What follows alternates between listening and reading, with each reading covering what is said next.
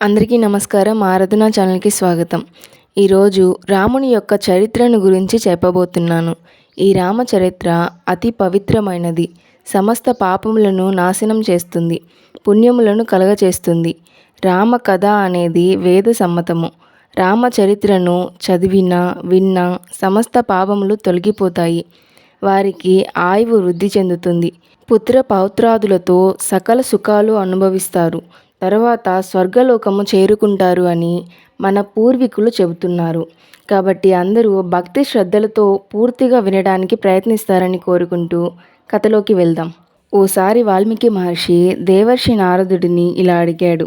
ఓ నారద మహర్షి, ఈ భూలోకంలో మంచి గుణములు కలవాడు, పరాక్రమవంతుడు, ధర్మాత్ముడు, ఎదుటి వారి ఎడల ఆదరభావము కలవాడు, చేసిన మేలు మరువనివాడు, ఎల్లప్పుడూ సత్యమునే పలుకువాడు, గట్టి సంకల్పము కలవాడు, అనుకున్న పని నెరవేర్చే గుణము కలవాడు, ఈ సద్గుణాలు కలవాడు ఎవరైనా ఉన్నారా? అంతేకాదు, మంచి నడవడి కలవాడు, సర్వభూతముల యందు ప్రీతి కలవాడు, అన్ని విద్యలు నేర్చినవాడు, తనకు అసాధ్యము అంటూ ఏదీ లేని అని నిరూపించుకున్నవాడు, ఎల్లప్పుడూ ఆనందంతో తొణికిసలాడేవాడు. అటువంటి వ్యక్తి ఎవరున్నారు ఓ మహర్షి?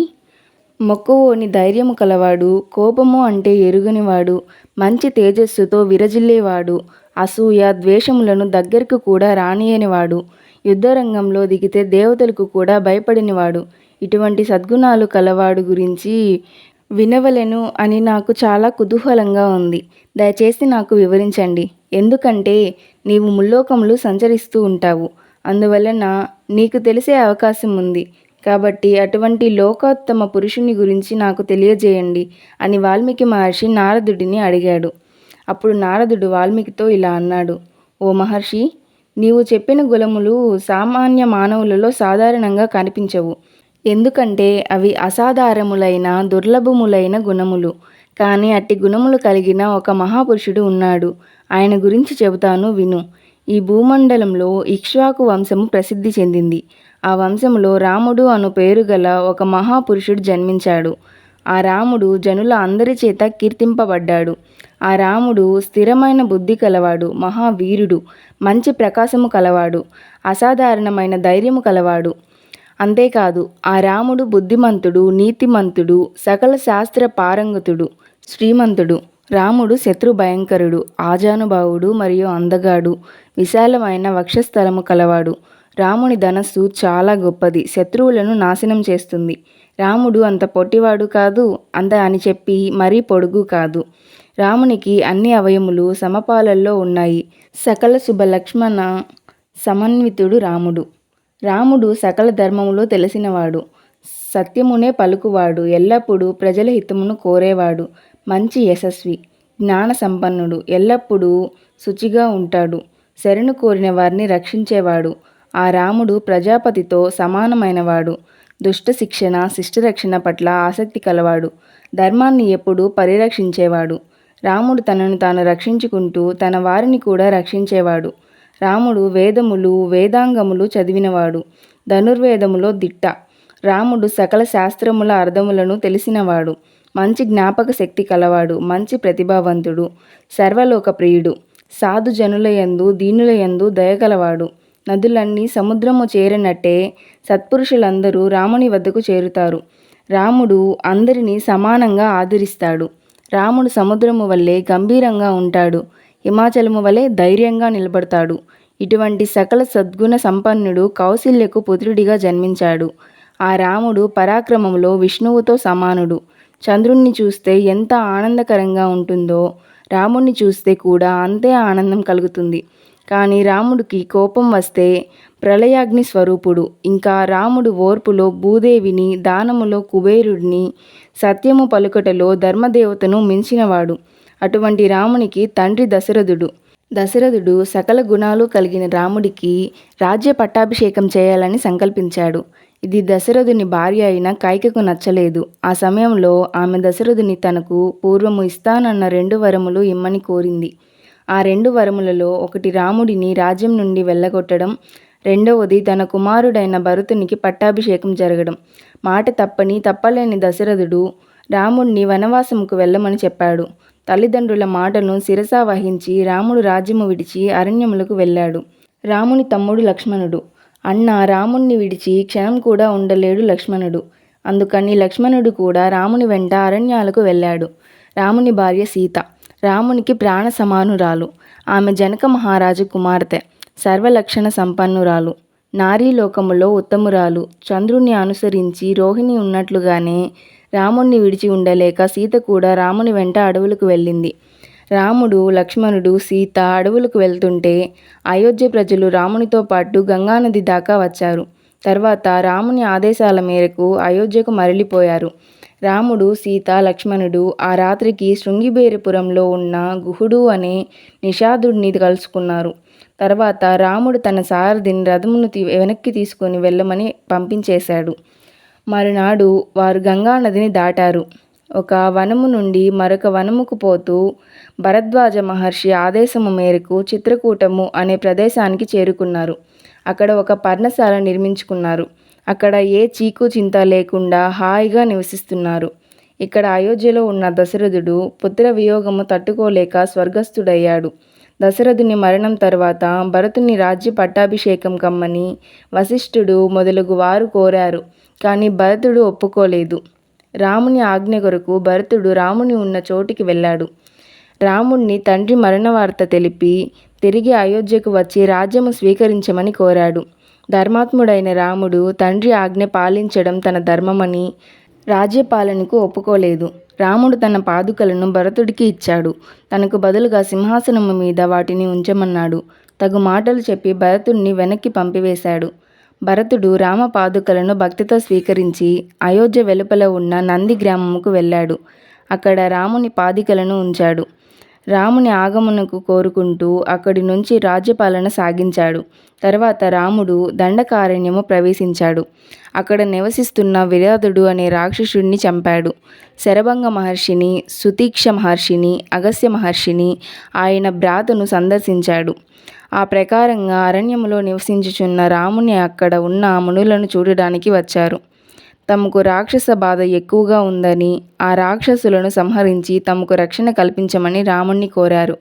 తాను రాక్షస సంహారము చేస్తాను అని రాముడు ఆ ఋషులకు మాట ఇచ్చాడు. ఆ దండకారణ్యములో రావణుడి సేనలు ఉన్నాయి. రావణుడి చెల్లి పేరు శూర్పణఖ. ఆమె కామరూపిణి. ఆమె రాముడిని కామించింది. లక్ష్మణుడు ఆమె ముక్కు చెవులు కోసి విరూపిణి చేశాడు. శూర్పణఖ వెళ్ళి రావణుడి సైన్యాధిపతులైన కర, దూషణ, త్రిశూరులకు జరిగిన అవమానం గురించి చెప్పింది. వారందరూ రాముని మీదకి యుద్ధానికి వచ్చారు. రాముడు వారితో యుద్ధము చేసి వారినందరినీ సంహరించాడు. ఆ ప్రకారంగా రాముడు తాను దండకారణ్యంలో ఉన్నప్పుడు జనస్థానంలో నివసించున్న రాక్షసులను 14,000 మందిని సంహరించాడు. ఈ వార్త రావణాసురుడికి తెలిసింది. అతనికి కోపం వచ్చింది. తనకు సాయం చేయమని మారీచుడు అనే రాక్షసుణ్ణి కోరాడు. కానీ మారీచుడు ఒప్పుకోలేదు. కర, దూషణాది రాక్షస వీరులను సంహరించిన రాముడి వంటి మహావీరునితో వైర్యము పెట్టుకోవద్దని హితవు చెప్పాడు. కానీ రావణుడు వినలేదు. మారీచుడిని బలవంతంగా ఒప్పించాడు. మారీచుడిని వెంటబెట్టుకొని రావణుడు రాముడి ఉండే ఆశ్రమానికి వెళ్ళాడు. మారీచుని సహాయంతో రాముణ్ణి, లక్ష్మణుడిని దూరంగా పంపాడు. మాయోపాయంతో రావణుడు సీతను అపహరించాడు. అడ్డు వచ్చిన జటాయువుని చంపాడు. రామలక్ష్మణులు ఆశ్రమంకు తిరిగి వచ్చారు. సీత కనబడలేదు. సీతను వెతుకుతుంటే జటాయువు కనిపించాడు. సీతను రావణుడు అపహరించాడు అని తెలుసుకున్నారు. జటాయువుకు దహన సంస్కారములు చేశారు. తర్వాత సీతను వెతుకుతూ అడవిలో తిరుగుతున్నారు. కదంబుడు అనే రాక్షసుడిని చూశారు. తమకు అపాయము చేయబోయిన కదంబుడిని చంపి అతనికి శాప విముక్తి కలిగించారు. కదంబుడు వారికి శబరి ఆశ్రమమునకు వెళ్ళమని చెప్పారు. కదంబుని శరీరమును అంత్యక్రియలు చేశారు రామలక్ష్మణులు. తరువాత వారు శబరి ఆశ్రమముకు వెళ్ళారు. శబరి వారిని పూజించింది. తరువాత వారు పంబా తీరమునకు వెళ్ళారు. అక్కడ హనుమంతుణ్ణి చూశారు. వానర రాజైన సుగ్రీవునితో స్నేహం చేశారు. రాముడు తన గురించి, సీతాపహరణం గురించి సుగ్రీవునికి చెప్పాడు. సుగ్రీవుడు తనకు తన అన్న వాలికి ఉన్న వైరం గురించి రాముడికి చెప్పాడు. రాముడు వాలిని చంపుతానని ప్రతిజ్ఞ చేశాడు. కానీ రాముడు వాలిని చంపగలడా అని సుగ్రీవునికి అనుమానము కలిగింది. అంతకు పూర్వము వాలి చేతిలో చచ్చిన దుదింబి అనే రాక్షసుని శరీరమును రాముడికి చూపాడు. రాముడు ఆ రాక్షసుని శరీరంను తన కాలి గోటితో 10 యోజనముల దూరంలో పడేటట్లు విసిరివేశాడు. ఒకే బాణముతో 7 మది చెట్లను కూల్చాడు. అప్పుడు సుగ్రీవునికి రాముని మీద నమ్మకం కుదిరింది. రాముని వెంట తీసుకుని వాలి ఉన్న గుహ వద్దకు వెళ్ళాడు. బయట ఉండి సుగ్రీవుడు గట్టిగా అరిచాడు. ఆ అరుపు విని వాలి బయటకు వచ్చాడు. వాలి భార్య తార వాలికి యుద్ధము వద్దని ఎంత చెప్పినా వినకుండా వాలి యుద్ధంకి వెళ్ళాడు. వాలి సుగ్రీవునితో యుద్ధం చేశాడు. రాముడు ఒకే బాణంతో వాలిని చంపాడు. సుగ్రీవుడిని వానర రాజ్యమునకు పట్టాభిషిక్తుని చేశారు. తరువాత సుగ్రీవుడు సీతాదేవిని వెతుకుటకు వానరులను నలుదిక్కులకు పంపాడు. హనుమంతుడు దక్షిణ దిక్కుగా వెళ్ళాడు. సముద్రమును దాటి లంక చేరుకున్నాడు. అశోకవనంలో రాముని కొరకు శోకిస్తున్న సీతను చూశాడు. హనుమంతుడు సీతను కలుసుకొని రాముడు ఇచ్చిన ఉంగరమును గుర్తుగా చూపించాడు. రామ సుగ్రీవుల మైత్రి గురించి చెప్పాడు. తర్వాత హనుమంతుడు అశోకవనము యొక్క తోరణ ద్వారమును ధ్వంసం చేసి తనను పట్టుకోబోయిన రావణ సేనాధిపతులను 5గురిని చంపాడు. అక్షయకుమారుని చంపాడు. తుదుకు బంధింపబడ్డాడు. తరువాత తనను తాను విడిపించుకుని లంకా దహనము చేశాడు. హనుమంతుడు లంక నుండి రాముని వద్దకు వచ్చాడు. సీతను చూశాను అని రామునితో చెప్పి తరువాత వానర సేనలతో సముద్ర తీరము చేరుకున్నారు రాముడు సుగ్రీవుడు. తనకు దారి ఇవ్వమని సముద్రుణ్ణి తన బాణములతో అల్లకల్లోలము చేశాడు రాముడు. సముద్రుని మాట ప్రకారము రాముడు నిలునితో వారధి కట్టించాడు. ఆ సేతువు మీదుగా లంకను చేరుకున్నారు. రావణునితో యుద్ధం చేసి రావణుణ్ణి సంహరించారు. కానీ కొన్ని రోజులు పరాయి వాడి వద్ద ఉన్న సీతను పరిగ్రహించడానికి సందేహపడ్డాడు. ఆ మాటలు భరించలేక సీత అగ్ని ప్రవేశము చేసింది. అగ్నిదేవుడు వచ్చి సీత కల్మషము లేనిది అని చెప్పాడు. అప్పుడు రాముడు సీతను స్వీకరించాడు. రావణ సంహారము చేసిన రాముణ్ణి సమస్త దేవతలు ఋషులు ఎంతగానో శ్లోకించారు. రాముడు విభీషుణ్ణి లంకా రాజ్యానికి రాజుని చేశాడు. రాముణ్ణి చూడడానికి వచ్చిన దేవతలు వరాలు ఇచ్చారు. ఆ వరాల ప్రభావంతో యుద్ధంలో చనిపోయిన వానరులందరినీ బ్రతికించారు. అందరూ పుష్పక విమానం ఎక్కి అయోధ్యకు వెళ్ళారు. రాముడు ముందు భరద్వాజ ఆశ్రమంకు వెళ్ళాడు. హనుమంతుణ్ణి నందిగ్రామములో ఉన్న భరతుని వద్దకు పంపాడు. తరువాత రాముడు నందిగ్రామముకు వెళ్ళాడు.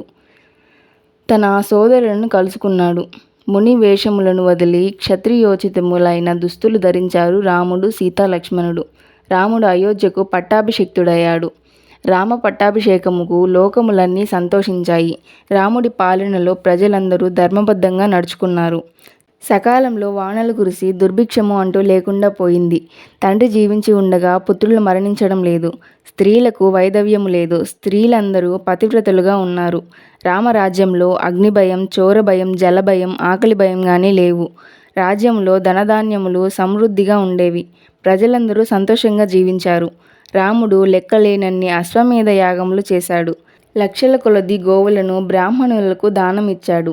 రామరాజ్యంలో 4 వర్ణముల వారు తమ తమ పనులను సక్రమంగా చేసుకుంటూ సంతోషంగా జీవించారు.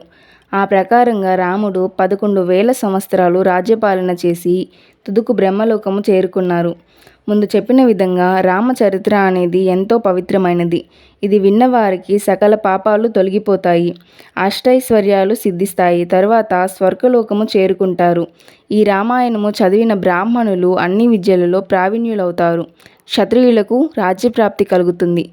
వైశ్యులకు వ్యాపార వృద్ధి కలుగుతుంది. శూద్రులు కీర్తివంతులవుతారు.